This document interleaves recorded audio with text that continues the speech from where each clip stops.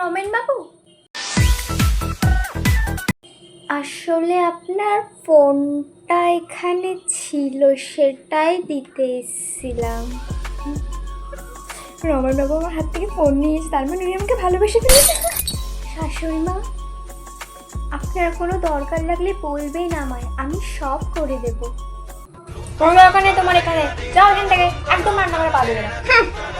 গ্রামের মেয়ে আমার রান্নাঘরে ঢুকেছে, মানি না আমি। আমার কি দোষ ছিল যে উনি আমাকে এইভাবে বলে? তাও আমি সংসার ছেড়ে কোথাও যাবো না, কোথাও না। আরে সত্যি আমার দাদার বউটা তো এক নম্বরে গাইয়া, কিচ্ছু জানে না। বলছি বন্টি, আজকে দুপুরে কি খাবে তুমি? আমি কি খাই সেটা তোমার জেনে লাভ নেই, কারণ তুমি সেটা কোনোদিনই খাওনি। এইভাবে বলার কোনো দরকার নেই। মানছি আমি গ্রাম থেকে এসেছি, তাই বলে তোমরা শহরের বেটিরা আমার সাথে এইভাবে কথা বলছো? ঠিক